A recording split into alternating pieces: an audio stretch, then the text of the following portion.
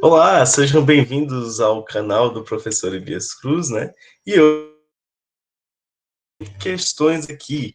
A gente resolveu as questões do primeiro e do segundo anos, e hoje a gente vai estar resolvendo os conteúdos do terceiro, né? Que são referentes, como sempre falo, às avaliações parciais que eu passei para os meus alunos, né? E a terceiro, né? Gente, ano complicado para a gente, então, principalmente para os terceiros,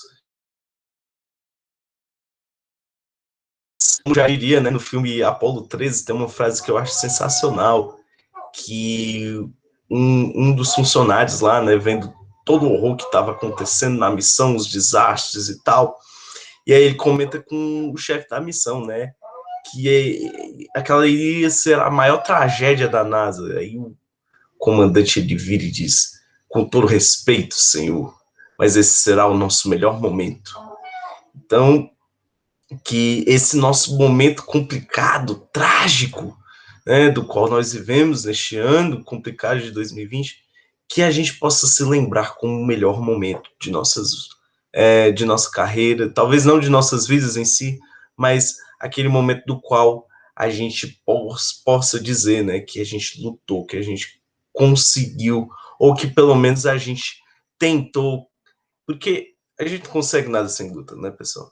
Mas enfim, podem ver que hoje eu estou mais feio do que o, do que o costume, mas não se preocupem, pessoal, porque eu vou fazer aquela coisa que eu gosto de fazer, que é deixar minha cabecinha pequena aqui do lado e mostrar o que realmente importa, que são as questões. Tudo bem? Então vamos lá. Primeira questão, né? Primeira pergunta. Deixa eu só dar uma ajeitadinha aqui na câmera, porque eu sou um cara muito filho da mãe.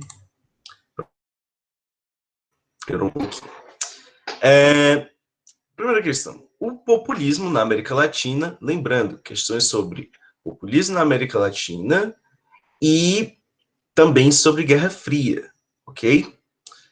O populismo na América Latina encontrou como representantes destacados os governos de Getúlio Vargas no Brasil e Juan Domingos Perón na Argentina, cuja semelhança se encontrava.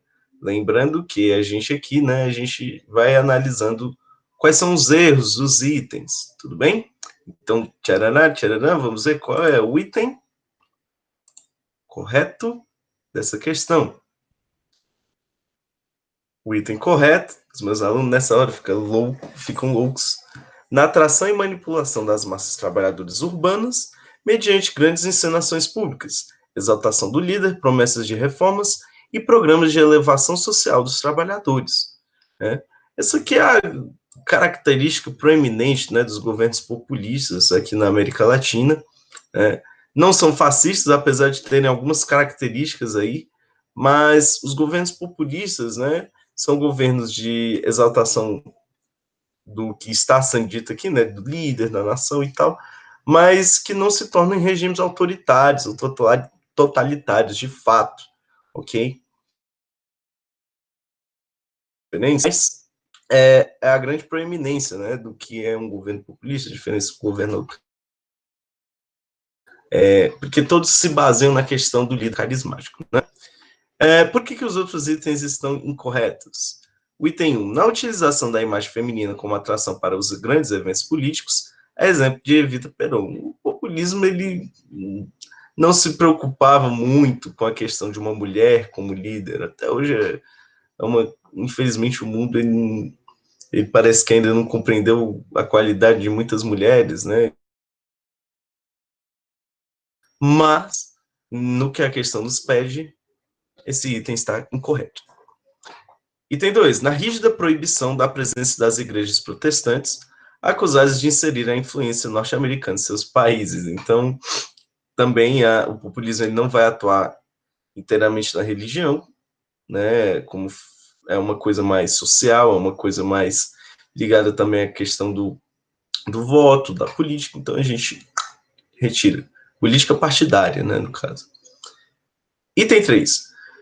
No direcionamento de seus programas camponesas carentes da propriedade da terra, tá? Apesar de os governos populistas eles olharem com um carinhozinho a mais para as classes mais baixas, mas essas classes mais baixas têm nome classe operária, tá? Claro que, dependendo do governo populista, e também do estilo econômico do país, o populismo ele vai tentar atingir as classes agrárias. Mas, nesses dois casos, ó, em cima, Getúlio Vargas e Juan Domingos Perón. Então, nesses dois casos, no contexto social, né, a gente está falando aqui fins da década de 1940, início de 1950, né, existe toda uma revalorização nesse período aqui na América Latina, principalmente aqui no Brasil, da figura do operário, das metalúrgicas, né? A gente sabe que esse período aqui no Brasil é de surgimento de muitas multinacionais, a Petrobras, a Eletrobras, e não necessariamente, né, a questão agrária, a questão da terra, dos pequenos produtores, ela se torna tão importante aqui no Brasil ou na Argentina, também. Então, a gente não marca. Último item. Na ampla liberdade concedida à imprensa, bem como no limite imposto à ação policial por questões políticas. Imprensa de liberdade, né? Se a gente for considerar o segundo período Vargas, né, o período de peronismo, do peronismo nem tanto, mas existia uma certa liberdade, mas bem como no limite imposto à ação policial, também tem esse problema, porque a polícia é do Estado, né? E nem sempre a polícia ficava quietinha, né, com as questões sociais que ali ocorriam, até porque o populismo é muito enorme, certo? E caso as massas não condizam com o governo, né, a polícia é acionada. Então, continuemos. Segunda questão. No período que se estende da década de 30 até o pós-guerra, diversos países da América Latina passaram por transformações de suas estruturas políticas, econômicas e sociais. Como resultado dessas transformações, identificamos o surgimento de movimentos reformistas sociais e a emergência de governos populistas em diversos países latino-americanos. Assinale a opção que se relaciona corretamente com esta fase do populismo, né? Sempre digo isso. São questões pedindo contexto, pedindo que a gente entenda minimamente, não sejamos minimamente idiotas sobre aquele período, aquele item correto. Crise do Estado oligárquico baseado no agroexportadores, ok? Essa questão das oligarquias, a gente pode tomar como exemplo aqui no Brasil que o populismo getulista de Vargas ele vai acabar com a política café com leite, né? Na Argentina, com a entrada de Perón, antigas famílias, aqueles antigos grupos oligárquicos argentinos, eles começam a perder espaço, né? Como falei, o populismo nesse período ele vai dar ampla margem, seja mais o que for, para a classe operária, para a industrialização da nação, ou na tentativa de industrialização. Então, essa crise desse Estado oligárquico, né, que ligado à agroexportação, né, ela está totalmente correta. O que os outros itens não estão corretos, professor? Vamos lá. Primeiro item, enfraquecimento político e social das organizações e representações sindicais. Acabei de falar, não preciso repetir, né, sobre o operariado, muito pelo contrário. Lembrando, o sindicalismo está sempre muito ligado ao operariado nesse período. Bom, sindicatos, pessoal. Quem não sabe o que é sindicalismo, por favor, né? Estou um pouco sem paciência hoje. Segundo item, exclusão do operariado da legislação trabalhista, né? De novo, mesmo ponto. Exclusão, né, meu filho? Terceiro item, monopólio dos grupos empresariais privados no processo de industrialização da América Latina. O populismo ele vai incentivar o nacionalismo entre os países e, principalmente, ele vai criar um discurso de valorização daquilo que é estatal, daquilo que vem de dentro da nação. Então, esse período é um período para o capital externo, né, entrar aqui na América Latina, né? Existe todo embaixo. Só tomar como exemplo, né, quando haviam as discussões sobre a extração do petróleo, sobre a criação da Petrobras, né, existia toda uma corrente, né, monopolizada não, polarizada, entre os brasileiros que queriam que a gente entregasse, os entreguistas, os chamados entreguistas, queriam que a gente abrisse as portas do país para empresas estrangeiras virem extrair o petróleo e, enfim, fazer o que quisesse, enquanto aqueles, né, que eram os nacionalistas, né, a galera do o petróleo tem que ser nosso, que pediam, né, que o Estado deveria intervir, e o que aconteceu, né, foi justamente a segunda opção, tá bom? Então esse item está incorreto por conta disso. E o quinto item, fortalecimento dos partidos políticos ideologicamente constituídos em oposição aos movimentos nacionalistas, né? Então, o populismo, ele não tem como característica isso, né?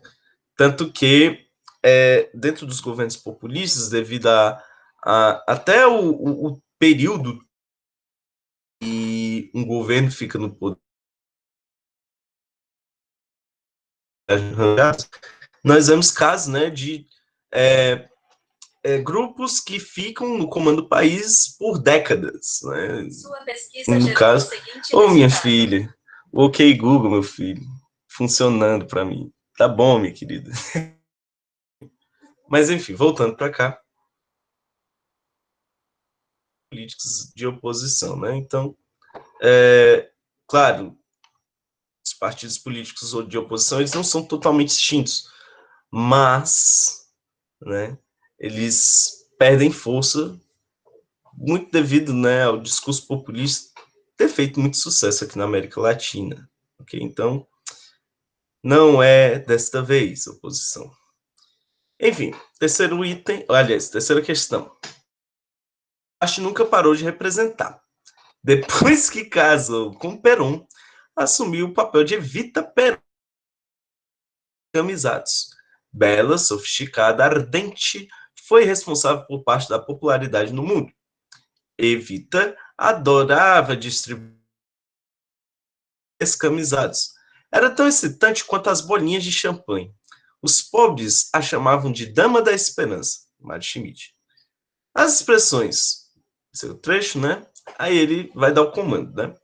As expressões a mãe dos descamisados e a dama de esperança, da esperança refletem uma face da política populista, que tinha dentre seus objetivos, novamente, contexto social e histórico geral. Item correto, vamos mostrar. Vamos começar um pouco diferente, né? Vamos começando de cima para baixo. Eu comento também. Primeiro item. Por que está incorreto? Confiscar as grandes propriedades agrárias para reorganizar a agricultura, promover a conciliação dos camponeses com o governo, fomentar o planejamento e controle da política econômica e social pelos trabalhadores urbanos.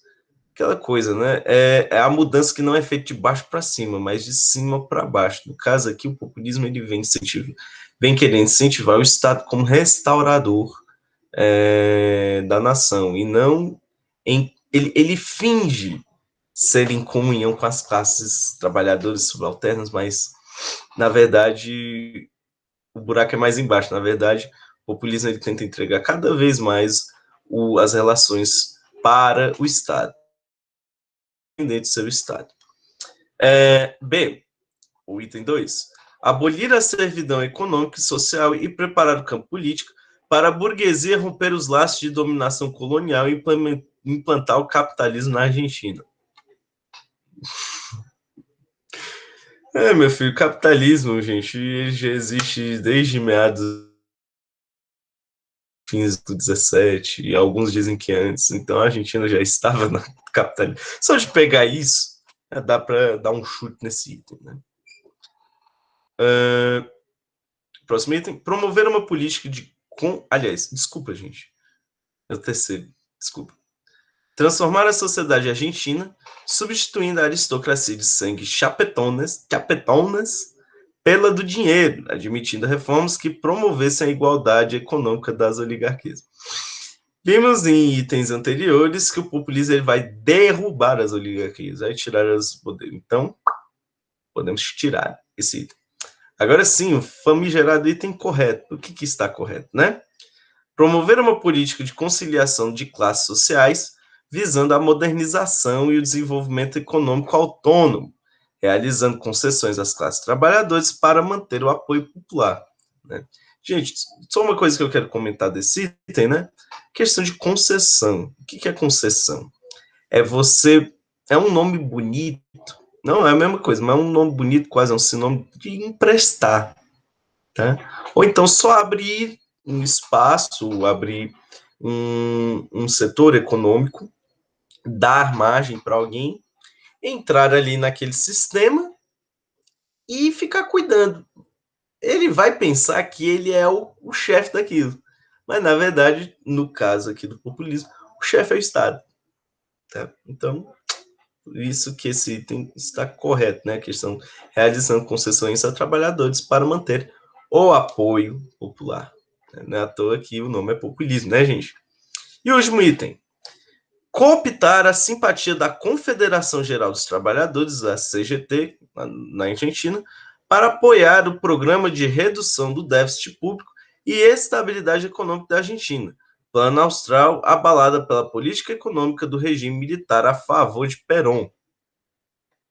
Perón, ele foi um cara que, principalmente depois do segundo mandato, ele intensificou-se ainda mais uma perseguição dos militares argentinos contra ele. Então, abalada pela política econômica do regime militar a favor de Perón. Então, não dá para a gente tirar não dá para a gente desconfiar já da questão só por esse términozinho do item, tá bom? Próxima questão. Essa música aqui é maravilhosa do Getúlio Vargas, né? Eu vou até cantar. Bota o retrato do velho, Mário. Bota no mesmo lugar. Faz a gente trabalhar. Oh, meu Deus do céu. Rapaz, deve ser... isso aqui é pior do que o raio privatizador, né, gente? Né? Raio privatizador, estamos só o sorriso do cara. Nossa, eu vou trabalhar. Caralho. Ai, meu Deus do céu. Enfim. Marcha de Carnaval de 1958. Essa coisa de hit de carnaval, gente, isso aí. Olha o ano, 1951. Né? Desde 2010 para cá, né, nós estamos... Nossa, o que foi o Rebolation, né? A MC Loma e tal, outras coisas. A música da Muriçoca que soca. Enfim, gente, o carnaval é uma coisa assim, brasilis, totalmente brasilis. Então, vejam como estava a política envolvida com a nação naquele período, o quanto que o discurso político era tão intenso que uma das músicas de sucesso da Marcha do Carnaval era a propaganda para o Getúlio Vargas. Meu Deus do céu. Aí, vem Getúlio, nosso chefe de verdade, nosso grande presidente. Com toda a realidade vem salvar o vosso povo, que sofre necessidade. Olha aí, gente. Poesia de Cordel do Rodolfo. Então, estão vendo, né? Os textos acima, tanto a marchinha que celebra a vitória de Vargas nas eleições de 1950, quanto a poesia de Cordel traduzem algumas características do período, ao confirmar que... Tcharanã, olha aí, rapaz. Vamos começar de baixo para cima. Item correto. Que procurou conquistar o apoio das massas populares ao reforçar a política trabalhista através do Ministério do Trabalho na gestão do ministro João Goulart. Professor, esse João Goulart é o mesmo que a ditadura militar tirou do poder? É sim, cara. João Goulart, ele estava na política, ele, digamos assim, primeiro grande cargo público, político do João Goulart foi ser ministro do Trabalho do Getúlio Vargas, né? E uma característica muito interessante dentro dos governos varguistas, né, como falei, é a valorização do trabalhador operário. Então, o Ministério do Trabalho foi criado justamente para tratar dessas questões e para organizar toda essa política, né, de concessões trabalhistas. Por isso que o item está correto. Vamos aos itens. De baixo para cima. Eu só enxergo aqui. Aqui. Que a política econômica esteve voltada para o desenvolvimento do setor primário e com grande dependência. O que é o setor primário? É o setor... como é o nome, meu Deus do céu? Eu estou com bens de consumo na cabeça. O setor primário ele trata principalmente com as matérias-primas, com a produção de matérias-primas, com agronegócio, né, com agricultura, produções agrícolas e, enfim, né? Outra questão também que não bate com o populismo é essa questão da dependência de capital estrangeiro, né? Como já falei, o populismo ele é altamente nacionalista. Terceiro item, que o presidente recebeu amplo apoio das principais correntes políticas, uma vez que não havia divergências quanto ao modelo de desenvolvimento a ser seguido pelo país. Gente, pouco tempo depois, aliás, quase no fim do mandato, o Vargas ele dá um tiro no peito, né, à toa, tá bom? Porque o Vargas, o que leva o cara a se suicidar, né? Ainda o presidente da República, porque ele estava conseguindo governar direito.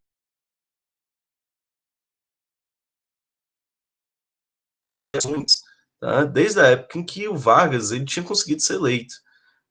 Esse segundo período do governo Vargas ele é totalmente conturbado. A galera da UDN, os jornalistas, vide Carlos Lacerda, né, que o diga, que encheu o saco do Vargas até ele morrer. Né? Então, a gente descarta esse item. Item 2. Que, através de seu conhecido modo de agir, Getúlio tentou atrair as diversas e antagônicas correntes políticas, refletindo na estabilidade de seu governo.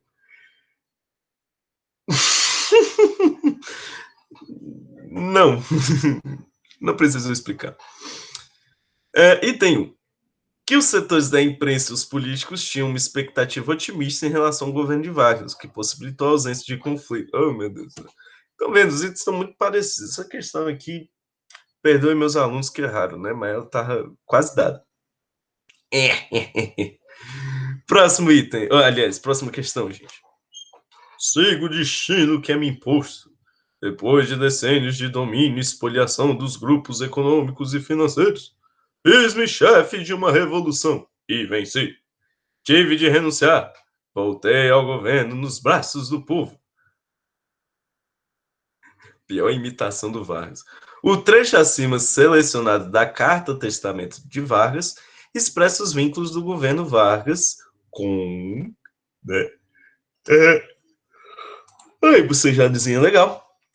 Gente, o Vargas, né? Olha o tempo que o Vargas esteve envolvido com a política aqui no país, né? Então, esse trecho, né? Quem não sabe, antes dele tacar o tiro no peito, que ele falou tudo que ele pensava sobre a nação. Aliás, né, eu acho que ele fez o teatro bem feito ali naquela cara. Mas, tipo, se aquilo da cara.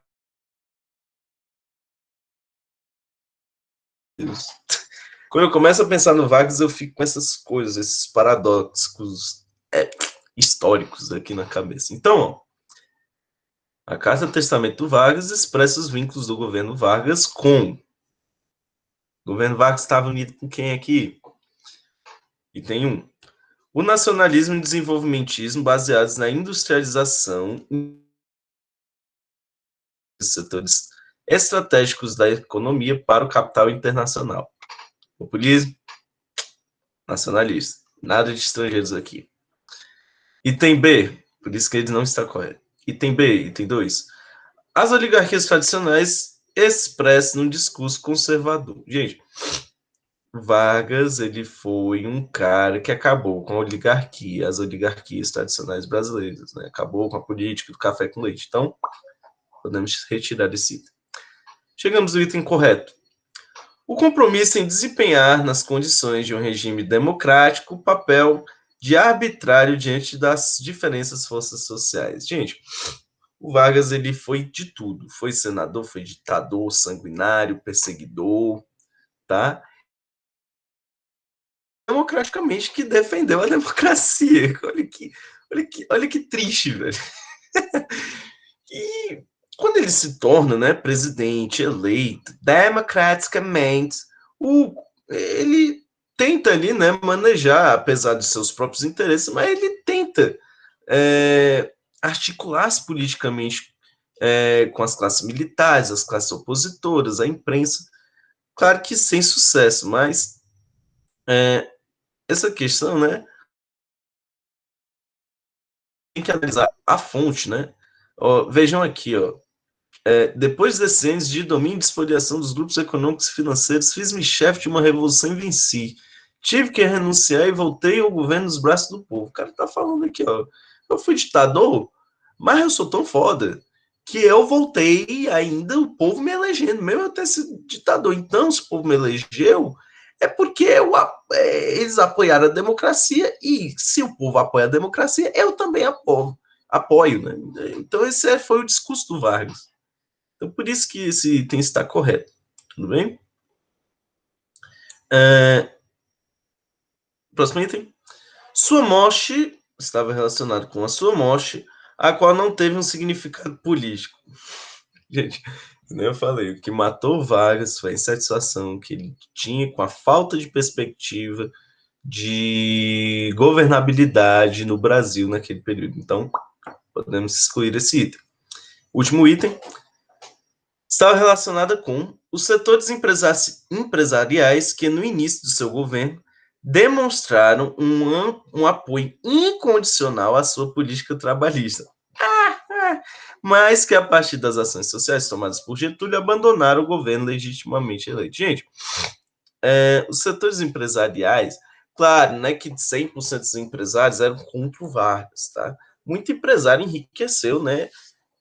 Unindo-se ao Estado, mas como eu falei, eram empresários que dependiam do Estado e não de suas relações econômicas privadas para poder ganhar algo.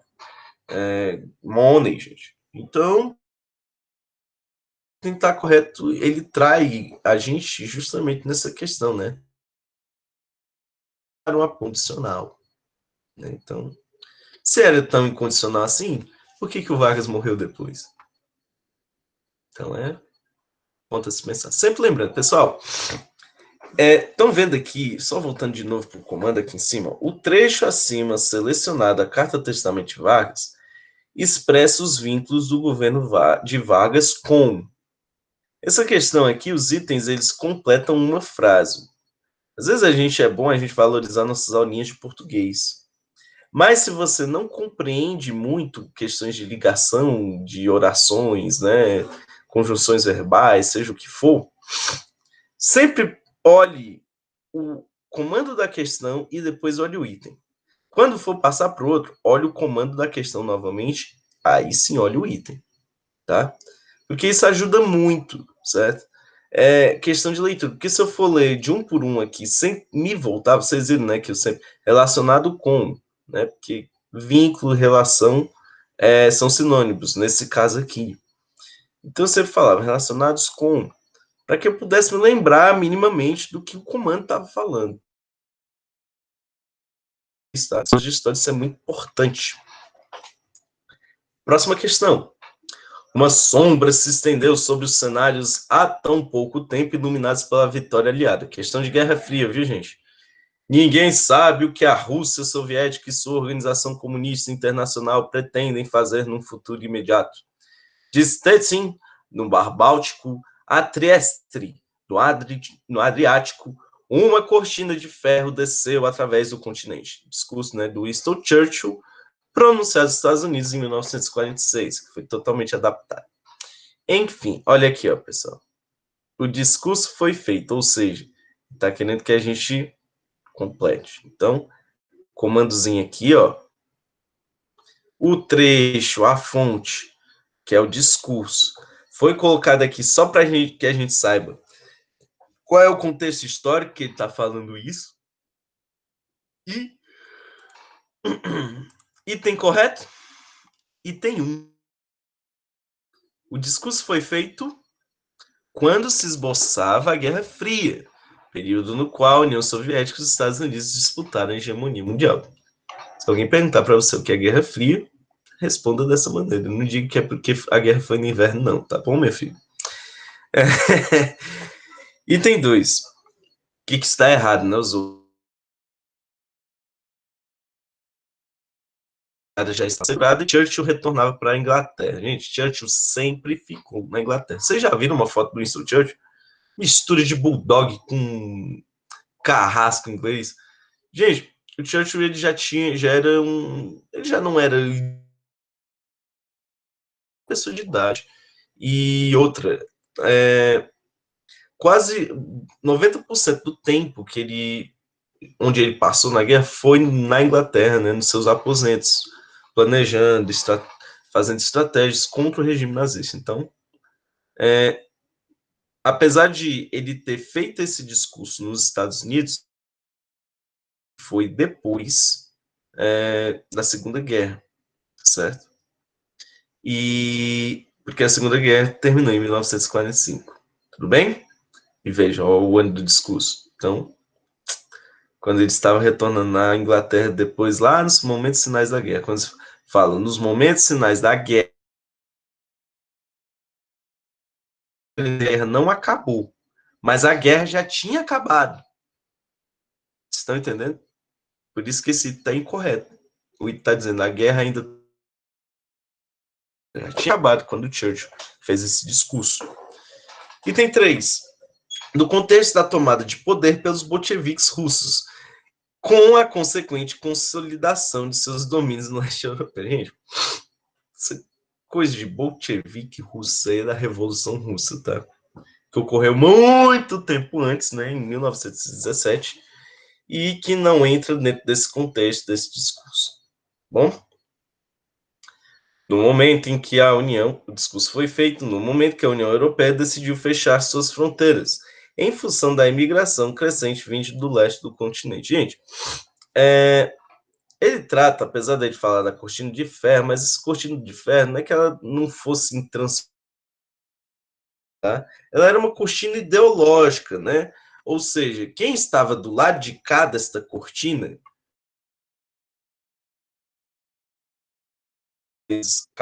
a fronteira entre países capitalistas apoiados pelos Estados Unidos na Europa e países socialistas apoiados pela União Soviética lá na Europa. Então, quando ele fala, né, questão das fronteiras, fechar fronteiras, Churchill aqui ele está falando sobre, não necessariamente sobre fronteiras de guerra ou território, mas sim fronteiras ideológicas do qual cada país escolheu para seguir após a Segunda Guerra Mundial, tá bom? O discurso foi feito com o intuito de alertar os países da Europa Ocidental a respeito dos riscos de depender do gás e do petróleo vindo da Rússia. Como eu falei, do circuito ideológico e não tanto do circuito econômico, ok? Claro que ideologia, né? A ideologia vai influenciar muito da economia, mas acredito que vocês tenham entendido. Me perdi um pouquinho aqui. Não, gente, se ele estivesse falando realmente no sentido econômico, ele tinha citado aqui.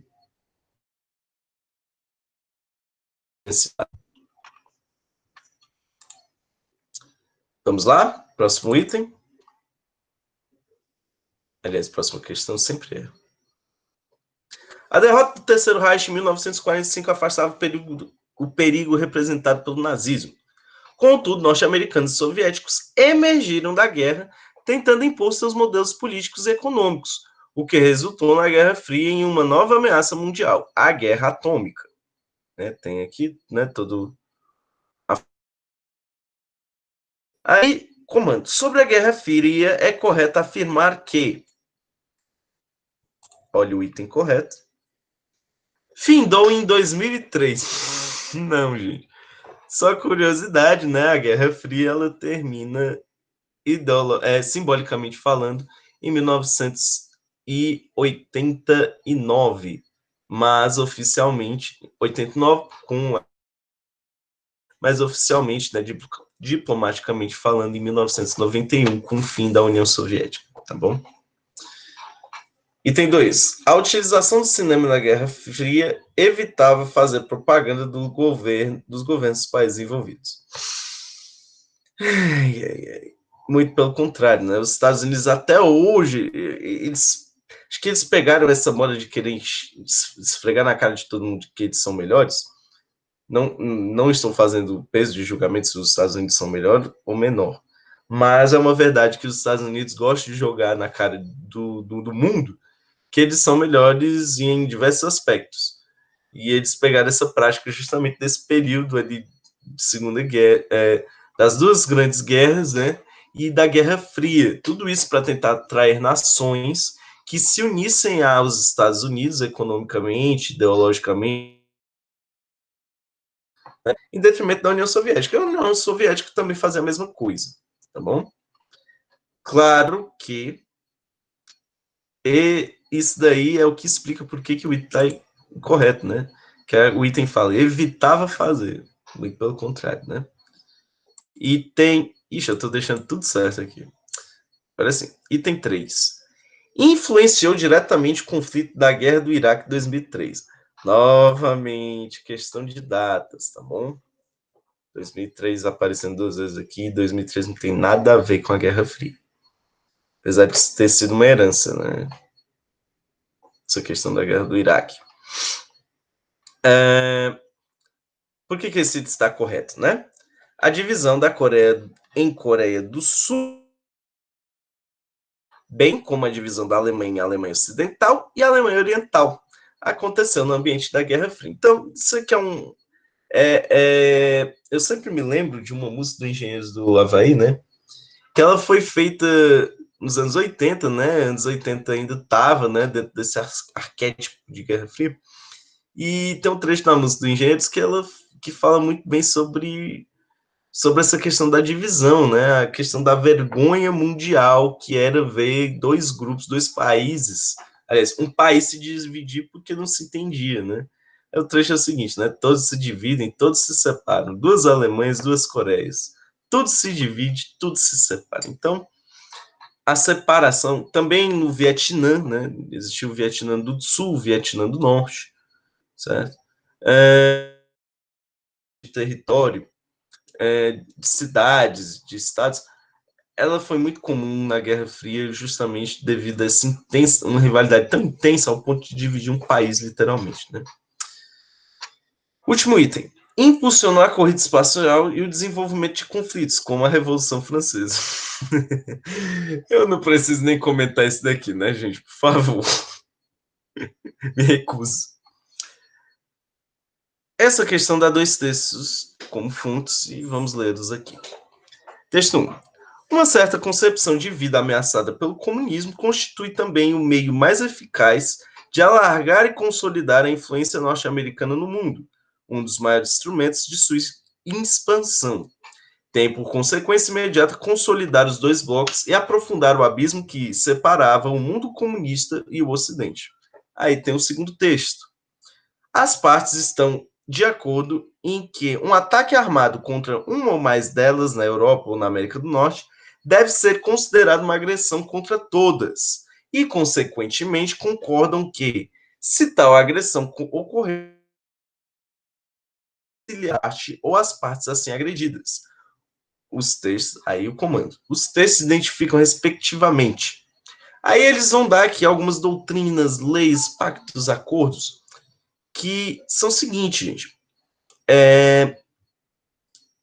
Muitos acordos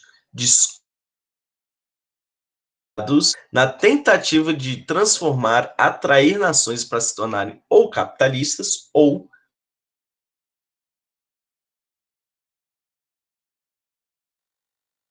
de duas doutrinas ou pactos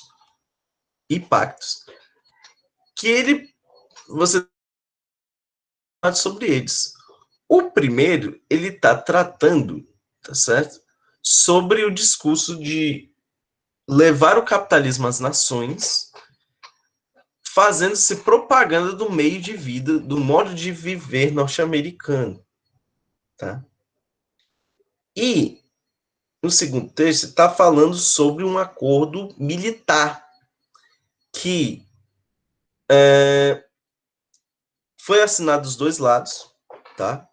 Não em comunhão, mas separados, do qual, por exemplo, se uma nação capitalista estivesse nesse acordo, fosse atacada, todos os outros deveriam entrar em defesa dessa nação atacada e atacar a nação que estava atacando. E nós temos alguns nomes. Essa questão ela é bem objetiva. Deu tempo de vocês olharem? Aí está o item correto, gente. O que era a doutrina Monroe? Olhando aqui os itens incorretos, né? E a Organização das Nações Unidas. A Organização das Nações Unidas ela foi criada com o objetivo de evitar guerras e não promovê-las. Então, a gente já pode tirar. Foi um discurso político muito presente nos Estados Unidos que ele tratava, né, sobre o risco do comunismo, mas não era um plano assim de atração, né? Era simplesmente um discurso, um ideal, certo? Mas não um plano organizado. Aí a gente tem, né, os itens corretos, né? O plano Marshall, que foi um plano de assistencialismo às nações europeias após a Segunda Guerra, que estavam destruídos, né? Nem todas as nações europeias participaram desse plano, mas os Estados Unidos tentou puxar o máximo de nações possíveis, porque eles sabiam que as nações que apoiassem o plano Marshall, consequentemente, se tornariam capitalistas. E a Organização do Tratado do Atlântico Norte, que existe até hoje, e que foi uma organização do qual reuniu as principais potências capitalistas do mundo naquele período. O outro. Também tem a questão da ordem, né? Texto 1 está falando de um plano econômico e ideológico, e o texto 2 está falando de um plano militar. Então, o Pacto de Varsóvia e a Comunidade Econômica Europeia. O Pacto de Varsóvia, geralmente esses pactos, organizações, elas, quando a gente escuta em questões desse meio, desse tipo, elas estão tratando, né, de acordos militares. Então, só pela ordem, primeiro político, ideológico, segundo militar, aqui esse primeiro está militar. Então, podemos excluir. O Pacto do Rio de Janeiro e o Conselho de Multa. Gente, primeiro, isso aqui nunca existiu, então pode retirar. Esse segundo, ele existiu, que foi o Comecon, que foi o plano Marshall da União Soviética, tá bom? E esse, Conferência do Cairo e Organização dos Estados Americanos. Esse primeiro aqui, houve uma Conferência do Cairo, eu não sei dizer, mas ela com certeza não foi tratando sobre isso dentro, né, desse contexto.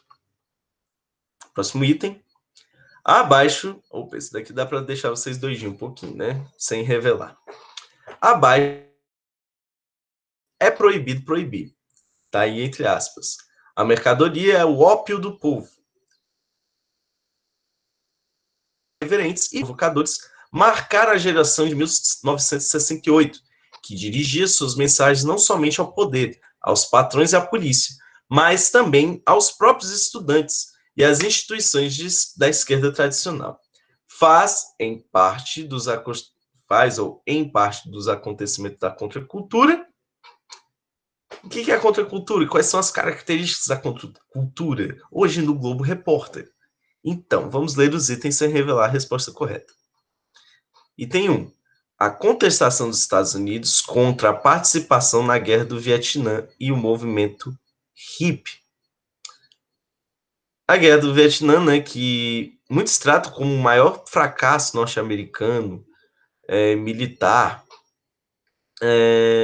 Muitos dos jovens, né, eram convocados para batalharem, né, no Vietnã, um país que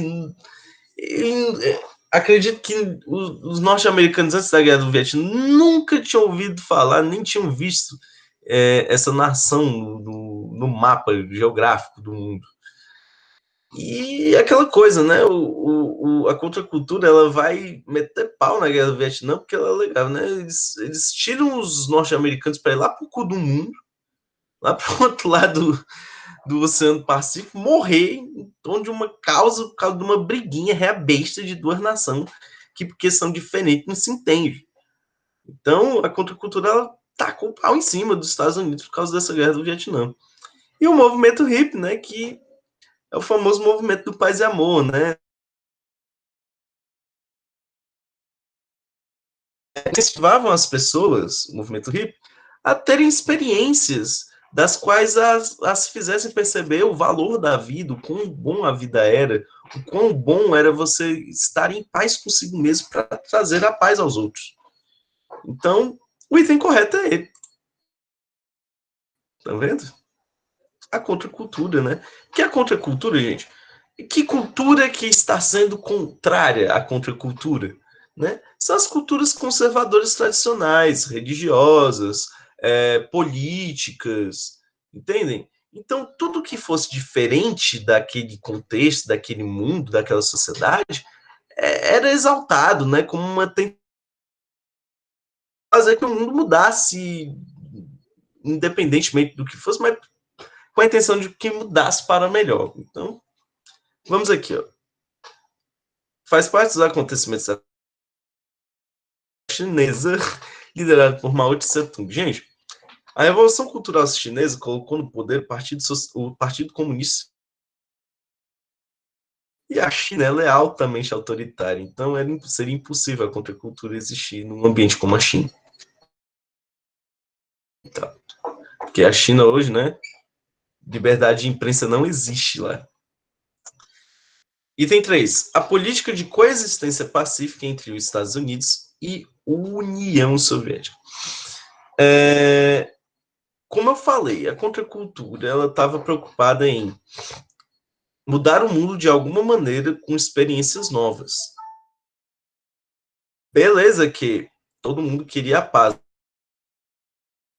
Esse não era o ponto principal da contracultura, né? Tanto que não era questão de paz entre nações, mas era, como eu falei, paz consigo mesmo para trazer paz aos outros. Tudo bem? Faz parte dos acontecimentos da contracultura. Próximo item. A abertura política no Brasil, liderada pelo presidente Figueiredo. Primeiro, o Figueiredo foi ditador aqui no Brasil, então não tem como, cara. Podemos excluir. Próximo item. A corrida espacial na década de 1960. Claro que a corrida espacial ela explodiu mentes, né? Mas a contracultura, ela questionava, né, as políticas norte-americanas e de levar um homem ao espaço, né? É aquela coisa, né, aquela velha demagogia, né, ai, por que não pega esse dinheiro que tá levando o homem ao espaço? Fome na África, não sei o que. Gente, eu acho isso uma besteira, né? Porque a corrida espacial também é muito importante. Se você tem um celular para ver esse vídeo, agradeça a corrida espacial, tudo bem? Ciência Stonks. Aí, né, nós temos aqui a outra questão. Considere as afirmativas abaixo sobre a chamada Guerra Fria entre os Estados Unidos e a União Soviética. Aí tem a imagem aqui legal. Aí temos os 3 itens. As bombas atômicas sobre o Japão revelaram a superioridade bélica norte-americana, o que levou a União Soviética a adotar uma diplomacia mais agressiva, forçando e obtendo controle total da tecnologia atômica nos anos seguintes. Gente, o problema aqui desse item é tudo isso aqui aconteceu. Agora o que lasca é isso aqui, controle total. Quando você tem controle total, quer dizer que tudo que está envolvido naquele meio é seu. No caso aqui, ele está tratando das bombas nucleares. As bombas nucleares não foram e nunca foram, e talvez nunca serão totalmente da União Soviética, até porque ela não existe mais. Hoje ela é a Rússia, né? Mas as bombas nucleares não foram todas da União Soviética em nenhum momento. Então, item 1, podemos excluir. 2. O chamado Plano Marshall levou os Estados Unidos a aplicarem cerca de 17 bilhões de dólares em países capitalistas europeus, tais como França, Grã-Bretanha, Itália, Holanda, Noruega, Portugal e o mapa geográfico de vocês, são países que são do lado ocidental da Europa. Né? O leste europeu, o lado oriental europeu, como era mais próximo territorialmente da União Soviética, ele foi quase todo engolido, né, por políticas socialistas. Então, o Plano Marshall, que era o plano de assistencialismo, que fez muito sucesso do lado ocidental, ele está correto aqui dentro desse item, tudo bem? Item 2 correto. 3. Ao final da Segunda Guerra Mundial, a região do leste europeu, Polônia, Romênia, Iugoslávia e Ucrânia, procurou escapar do controle da União Soviética e de seus acordos econômicos. Como o leste europeu ele foi engolido pela política soviética. Até porque, né, a União Soviética foi uma das nações vencedoras junto com as nações aliadas, né, Estados Unidos, França. Para manter a Europa estável, era necessário deixar a União Soviética livre, né, um pouquinho para fazer alguma coisa ali. Só que deram liberdade demais e iniciou-se assim, por meio das rivalidades, as dissensões, né, os medos, a Guerra Fria. Então, o item correto, o único item é o item 2. Tá bem? Gente, foi a última questão. Espero que vocês tenham gostado do vídeo. Né? E peço que vocês curtam, compartilhem, né, com seus amigos esses vídeos que eu tenho feito, esses podcasts, né? Esses vídeos gravados que eu faço, né? Mais para a tela. Mas o bom, e eu escolhi fazer isso dentro do canal, né? Podcast, porque o podcast, coisa que você bota aqui, você tá ali lavando sua roupa, ali antes, e você pode aprender só ouvindo, né? Então, é bem prático. Mas, como questão, a gente tem que mostrar de forma presencial, assim, né? Dessa maneira. Eu mostro, boto minha cara aqui a bater, né? Olha os Beatles aqui, ó. Enfim, gente, agradeço a todos vocês. Fiquem com as suas divindades, seja Deus, sejam orixás, e até a próxima. Muito obrigado por vocês estarem, né, acompanhando esse canal. Valeu!